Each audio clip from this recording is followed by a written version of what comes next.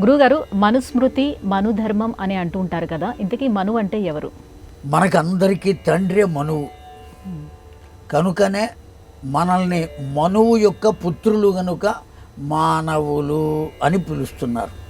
మనోహో అపత్యం పుమాన్ మానవాహ. ఆ మనువు యొక్క సంతానము అందరూ మానవులు. మీరు మానవులు, నేను మానవులు, మనం అందరం కూడా మనువు యొక్క సంతతి. 14 మంది మనువులు ఉంటారు. ఈ 14 మంది మనువులు వాళ్ళ కాల పరిమితి వరకు పని చేస్తారు. వాళ్ళు ఎవరయ్యా అంటే పరిపాలకులు. వాళ్లకు స్వయంగా వేరే నామం ఉన్నప్పటికీ వాళ్ళని మనువు అనే పిలుస్తారు. ఒక పాఠశాల ఉన్నది, లేదు కళాశాల ఉన్నది, యూనివర్సిటీ ఉన్నది, విశ్వవిద్యాలయం. దానికి ప్రధానమైనటువంటి వారిని ఏమంటారు? వైస్ ఛాన్సలర్ అని పిలుస్తారు, ఛాన్సలర్ అని పిలుస్తారు. అట్లాగే కళాశాల అయితే ప్రిన్సిపాల్ అని అంటారు, హై స్కూల్ అయితే హెడ్ మాస్టర్ అని అంటారు. ఇట్లా చెబుతారు కదా.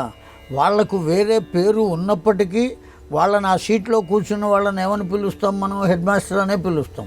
ఓ వెంకయ్య వచ్చి కూర్చున్నా, ఓ నరసయ్య వచ్చి కూర్చున్నా, ఎవరు కూర్చున్నా సీట్లో కూర్చున్నారు కనుక ఏమని పిలుస్తాం? మనం హెడ్ మాస్టర్ అనే పిలుస్తాం.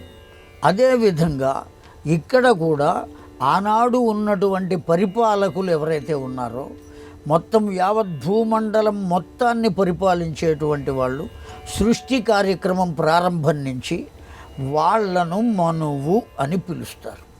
అదొక పోర్ట్ఫోలియో, అంతేగాని పేరు కాదు, నామధేయం కాదు, అతడి వృత్తికి పెట్టినటువంటి పేరు.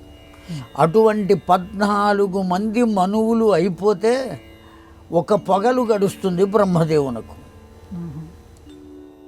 14 మంది మనువులు అయిపోతే ఒక రాత్రి గడుస్తుంది బ్రహ్మదేవునకు.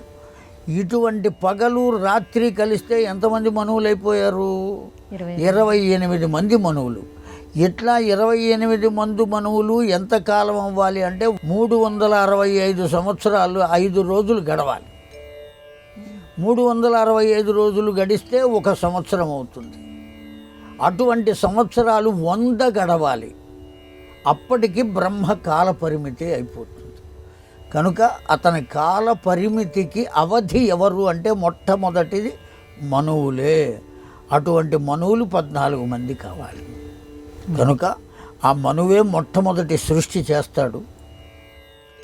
ప్రళయం వచ్చి మునిగిపోయిన తర్వాత మనువు అవతరిస్తాడు. ఆ మనువే సృష్టి ప్రారంభం చేస్తాడు.